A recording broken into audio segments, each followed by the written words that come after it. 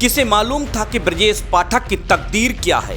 किसे मालूम था कि जिसे रिजेक्टेड आइटम समझकर मायावती ने खारिज कर दिया था, वही बीएसपी को सियासत से रिजेक्ट करने के मुकाम पर लाकर खड़ा कर देगा। याद कीजिए वो लम्हा जब बीएसपी छोड़कर ब्रजेश पाठक बीजेपी में शामिल हो गए थे। उस वक्त मायावती ने कहा था ब्रजेश पाठक बीएसपी के रिजेक्टेड आइटम हैं और रिजेक्टेड आइटम किसी काम के नहीं होते। लेकिन आज वही रिजेक्टेड आइटम उत्तर प्रदेश की सत्ता में डिप्टी सीएम के पद पर काबिज हो चुका है। आज मायावती पछता रही होंगी कि काश अगर ब्रजेश पाठक बीएसपी छोड़कर न गए होते।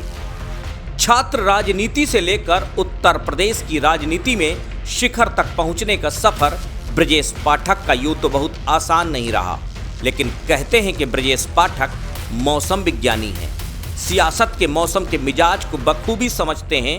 यही वजह है कि कांग्रेस से शुरू हुआ ब्रजेश पाठक का सियासी सफर बसपा होते हुए बीजेपी तक पहुंच गया और पहला गैर बीजेपी विचारधारा से जुड़ा हुआ शख्स उत्तर प्रदेश के डिप्टी सीएम की कुर्सी तक जा पहुंचा। इतना ही नहीं, कभी योगी आदित्यनाथ के धुर विरोधी रहे ब्रजेश पाठक आज उन्हीं की सरकार में डिप्टी सीएम हैं।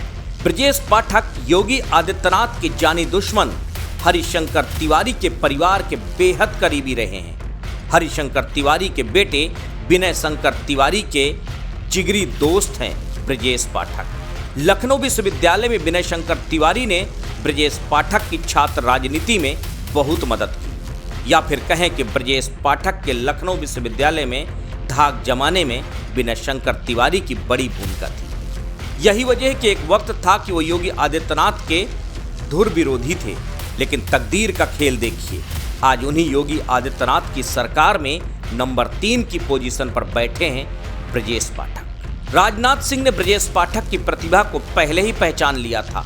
उन्होंने एक बयान भी दिया था कि ब्रजेश पाठक मंत्री जरूर बनेंगे, कोई भी मंत्री बने, लेकिन उनका मंत्री बनना तय है। 90 के दशक में लखनऊ विश्वविद्यालय से छात्र राजनीति की शुरुआत करने वाले ब्रजेश पाठक 1989 में पहले लखनऊ विश्वविद्यालय छात्र संघ के उपाध्यक्ष और उसके बाद 1990 में अध्यक्ष चुने गए। 2002 में मल्लावा विधानसभा क्षेत्र से कांग्रेस के टिकट पर चुनाव लड़े, लेकिन हार गए। 2004 में बसपा में शामिल हुए, उन्नाव से पहली बार चुनाव लड़े और जीत गए। 2009 में मायावती ने उन्हें राज्यसभा में जगह दिलाई। 2014 में उन्नाव से दोबारा बसपा से चुनाव लड़े, लेकिन हार गए।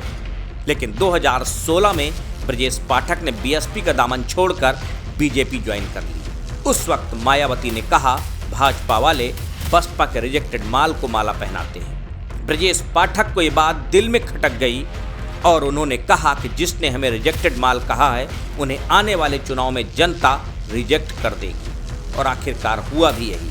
2022 आते आते बीएसपी हाशिए पर चली गई और ब्रजेश पाठक डिप्टी सीएम बन गए।